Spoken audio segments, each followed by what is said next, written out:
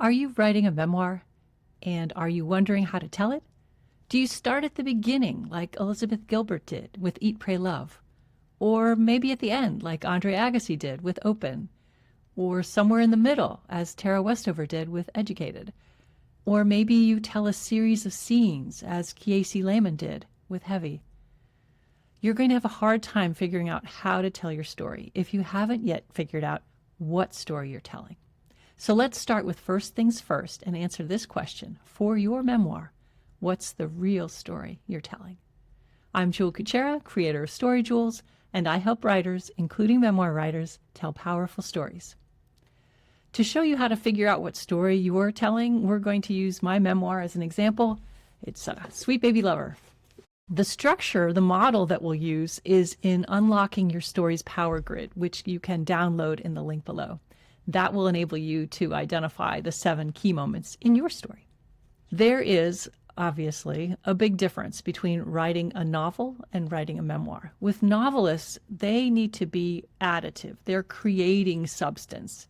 Whereas memoirists need to curate. You are being subtractive. You're not writing a biography. You're not telling your whole life story. If it is your whole life story, call it an autobiography. And start from birth and cover up to how old you are now. You can do that, and that can be interesting if you have a very unusual history. And yet, usually what people want to know is, what made you you? What are some key moments? What's a key moment from your life that shaped who you are and the kind of life you're living? So that's what a memoir is. It's not your whole life. It's a slice of your life. And it shows someone that you were and then someone that you became. It's how you changed. Story is really about change. In your memoir, there is a before. There's a period of stasis when you were one way and you were comfortable with how things were. You knew how that world worked, how you worked in that world. And then something happened and you changed. That's what a memoir is. For us to help you figure out what is the story you're telling, we're going to use this model. It's the StoryJoules model featuring the 7 StoryJoules, Joules. Joule is a unit of energy from physics, and that's a key moment of there's an energy infusion in your story. If we start at the 1 o'clock position and work clockwise, the first Joule is the whiff inciting incident, and that is the one that gets the story ball rolling. It is essentially an invitation to your protagonist, and in a memoir, that's you.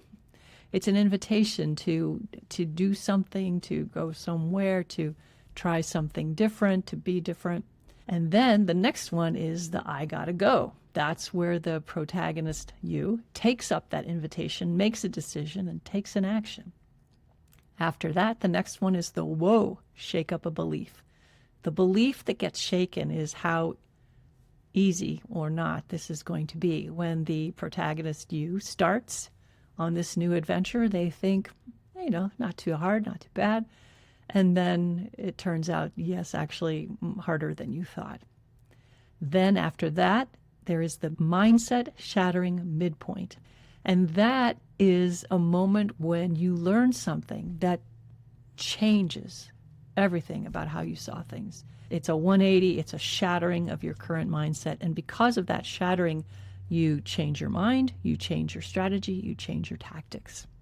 Then after that is the all is lost. That's the moment where something, someone you held most dear is taken from you. You lose it. It's a loss. You wallow after that loss in a dark night of the soul, but then you come out of it in the return changed. You come out of it a different person. But it's not enough to know that you are a different person. We have to see that difference tested, and that's tested in the dig down deeper. Those are the 7 jewels that we'll be working with. And don't worry, I'm going to talk them through using my memoir as an example so it makes sense. I don't recommend that you work in that order when you're developing what's the story I'm really telling, because it's easier to start with the ones you're sure of, and then you can fill in the jewels around it as you're structuring your story. So for mine, and for many memoirists, the easiest place to start is with the wham, all is lost. That is a very big moment that we're sure of. It is the bad thing that happened that eventually caused us to, I'm going to change. I'm going to be different. With my memoir, it's when my husband died unexpectedly. So we've got that one. We got 1 out of 7. Where do we go for the next one? Well, because a memoir is about me, but it's about the impact that he had on changing me. I want to go to how we met, which is the whiff inciting incident. That is when I first met Trent. He was standing on my front porch. From here, the next place it's easy for me to go is the I gotta go. That's when I made the decision that I wanted to become involved with him after watching him work on my house. I had been divorced 5 years earlier. I had dated a little and given it up, and I threw myself into my career because that's where I got my sense of self-worth, through promotion, through money, and I had also been brutalized by my divorce. So I was just like, nah, not interested. So wanting to take up this invitation was a big deal for me. And that's when I propositioned him. And that's not anything I had done before or since, but that was the beginning of our relationship. Where I want to go next, I could go to the return changed, but in order to go there, you have to be very clear on how you change. So let's save that, and let's just keep working chronologically now, and we'll go to the next one, which is, whoa, shake up a belief. The belief that gets shaken is how easy it's going to be to execute my plan. So what was my plan? After I propositioned Trent, we fell in love, we became serious, and we were traveling back and forth every week between his home in Battle Creek and my home in Chicago. And my plan, which I believe I turned into our plan, was that we would move in together. He would sell his house, move in with me, and then we would sell my house and move in somewhere in Michigan. So what's the woe? The woe is Trent's house, while on the market, is foreclosed on, and he gets a DUI. My plan had been, if we can just be living in the same place and not all this back and forth, if we can get him out from under his financial mess, we'll be okay. And this is where I realized it's going to be a lot harder than I thought. Also, his basement flooded. The mindset-shattering midpoint is next.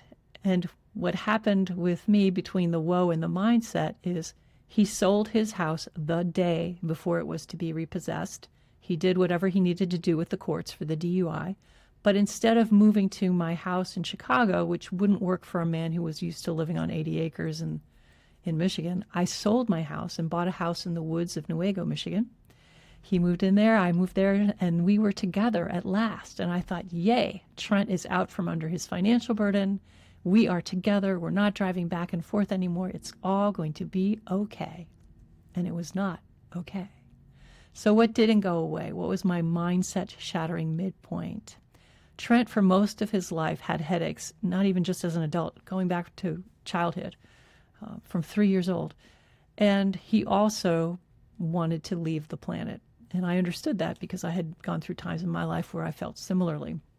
One night, after we got to Newaygo, we'd been there maybe a couple weeks. Things are splendid, I think.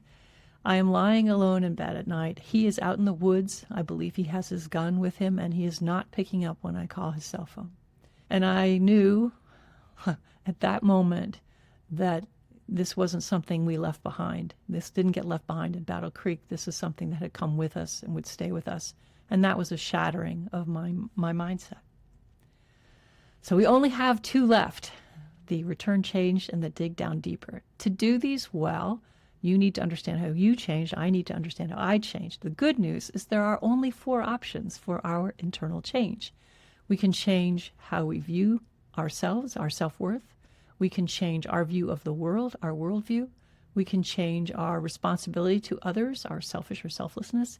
And we can change our willingness to sacrifice for love. That gives us one of 4 types of character arcs: a validation arc on self-worth, a worldview arc on how we see the world, redemption, responsibility to others, and love.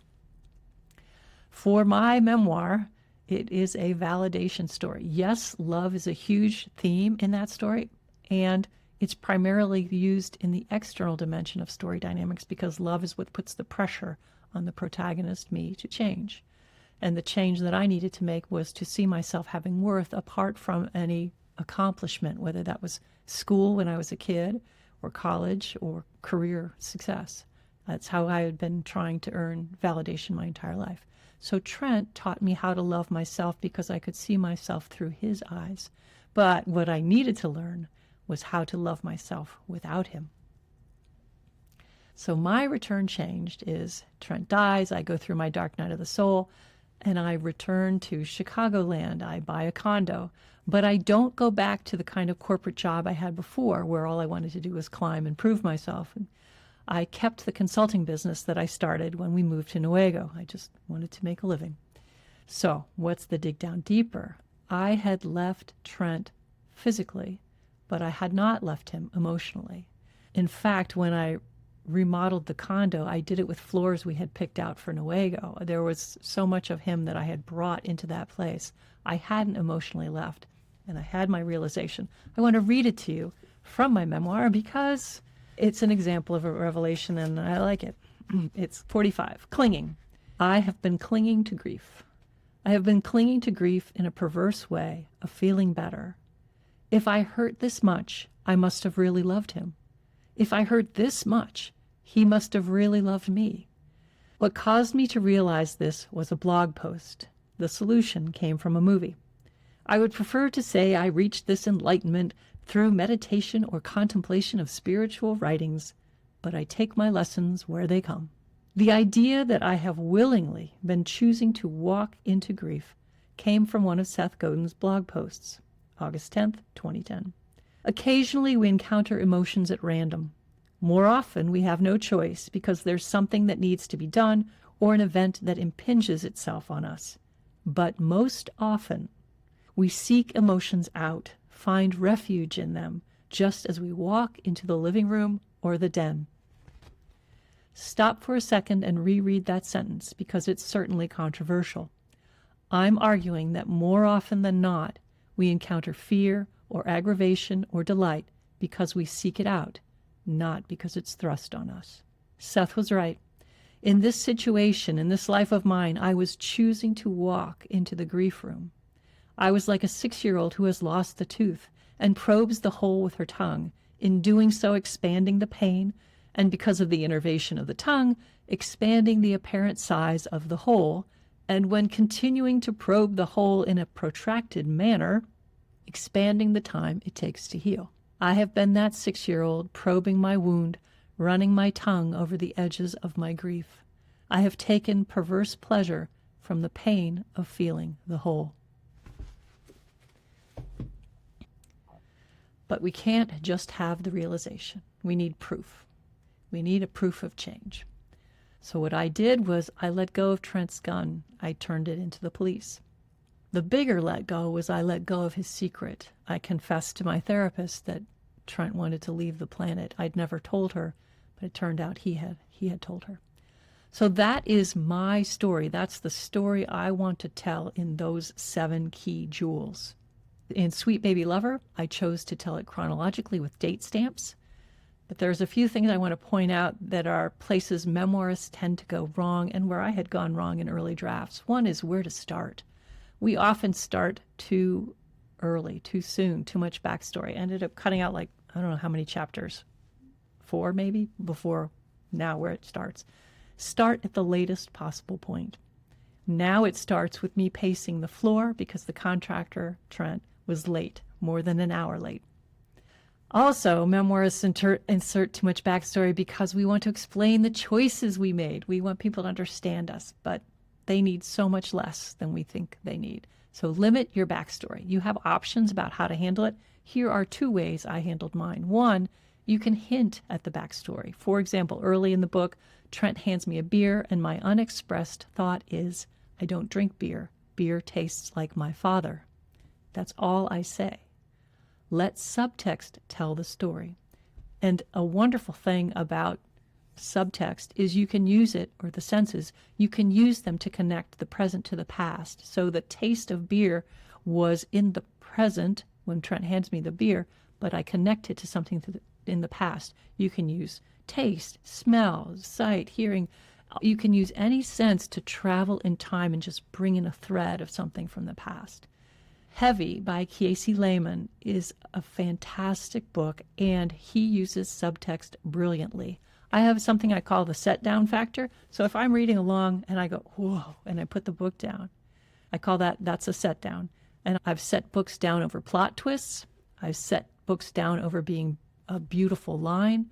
Casey Lehman's Heavy is the only book I've ever set down over subtext. The other thing that you can do is drop in a dollop as needed. For example, I have a problematic history with men, but I only bring it in as needed. And there's an example where Trent does something, and I don't want to repeat my pattern that I had in previous relationships. So I want to talk to my therapist about it.